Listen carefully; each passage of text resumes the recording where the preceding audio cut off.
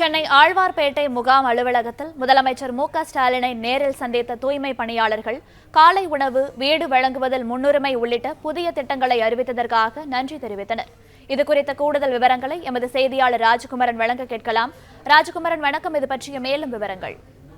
நேற்று நடைபெற்ற அமைச்சரவை கூட்டத்தில் தூய்மை பணியாளர்களுக்கு 6 புதிய அறிவிப்புகளை முதலமைச்சர் வெளியிட்டிருந்தார். அதன்படி சென்னை போன்ற பெருநகரங்களில் இருக்கக்கூடிய தூய்மை பணியாளர்கள் காலை நேரத்தில் விலையில்லாமல் உணவு உண்ணுவதற்கு ஏற்பாடு செய்யப்பட்டிருக்கின்றன. அது மட்டுமல்லாமல் சென்னையில் தூய்மை பணியாளர்கள் அவர்கள் வசித்து வரக்கூடிய பகுதியிலேயே அவர்களுக்கு வீடுகள் வழங்கப்பட இருக்கின்றன.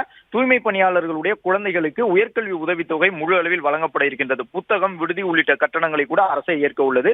அது மட்டுமல்லாமல் தூய்மை பணியாளர்களுக்கு தொழில் தொடங்குவதற்கு மானியம், தூய்மை பணியாளர்களுடைய அந்த பணியின் போது ஏற்படக்கூடிய இறப்புகளின் போது 10 லட்சம் ரூபாய் இழப்பீட்டு நிவாரணம் என்று பல்வேறு புதிய அறிவிப்புகள் வெளியிடப்பட்டிருக்கின்றன.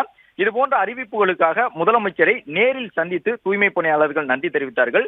அப்பொழுது தூய்மை பணியாளர்களிடம் நீங்கள் கேட்டது மட்டுமல்லாமல் நீங்கள் கேட்காத பல்வேறு நிவாரணங்களையும் புதிய அறிவிப்புகளையும் உங்களுக்கு வழங்கி இருக்கின்றேன், மகிழ்ச்சி தானா என்று முதலமைச்சர் கேட்டார். அதற்கு பதிலளித்த தூய்மை பணியாளர்கள், நாங்கள் எதிர்பாராத புதிய அறிவிப்புகளையும் வழங்கி இருக்கின்றீர்கள், எங்களுக்கும் எங்களுடைய எதிர்கால அந்த குழந்தைகளுக்கும் உதவக்கூடிய அறிவிப்புகளை வழங்கியதற்காக நன்றி தெரிவித்துக் கொள்கின்றோம் என்று சொல்லியிருந்தார்கள்.